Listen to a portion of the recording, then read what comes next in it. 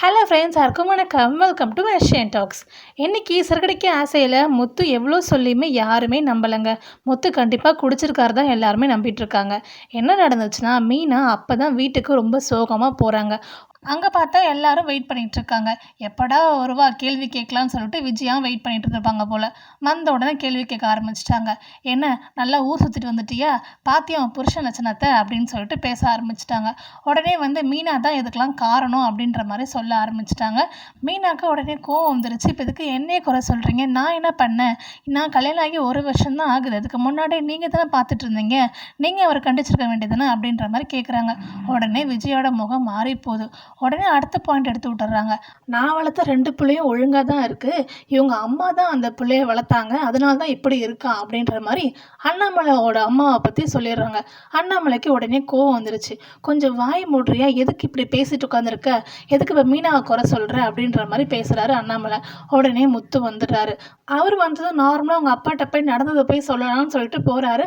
ஆனால் அண்ணாமலை உடனே கோவமாக, நீ பேசாதாட, வாயை மூடு, இப்போ எதுக்கு குடிச்ச அப்படின்ற மாதிரி பேசுகிறாங்க. என்னப்பா நீயும் நம்ப மாட்டேங்கிற அப்படின்னு முத்து சொல்கிறாரு. ஆனால் அவர் நம்பவே இல்லை.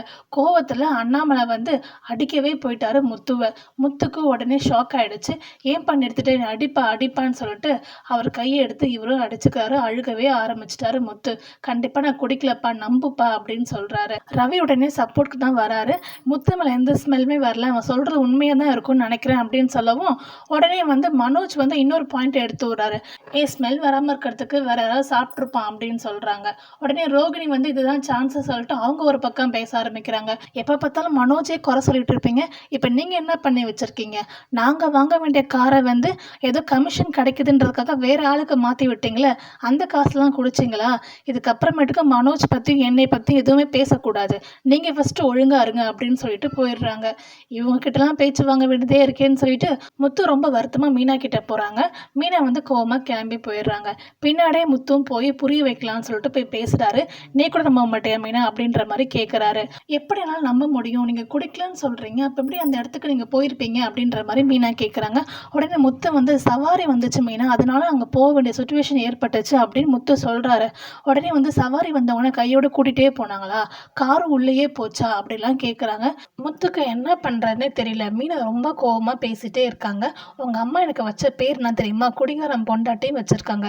நீங்கள் பண்ண வேலைக்கெலாம் நான் உங்கள் வீட்லேயும் எங்கள் வீட்லேயும் அவமானப்படணுமா அப்படின்னு கேட்குறாங்க. முத்துக்கு என்ன பண்ணுறதுனே தெரியாமல் முழிச்சிட்ருக்காரு. இதுக்கப்புறம் முத்து எப்படி இந்த பிரச்சனையை சால்வ் பண்ணுறாரு, அவர் காரை எப்படி மீட்கிறாருன்றதை நம்ம நாளைக்கு பார்ப்போம். உங்களுக்கு வீடியோ பிடிச்சிருந்துச்சுன்னா வீடியோக்கு லைக் பண்ணி சப்ஸ்கிரைப் பண்ணி சப்போர்ட் பண்ணுங்கள். தேங்க்யூ அண்ட் தேங்க்ஸ் ஃபார் வாட்சிங்.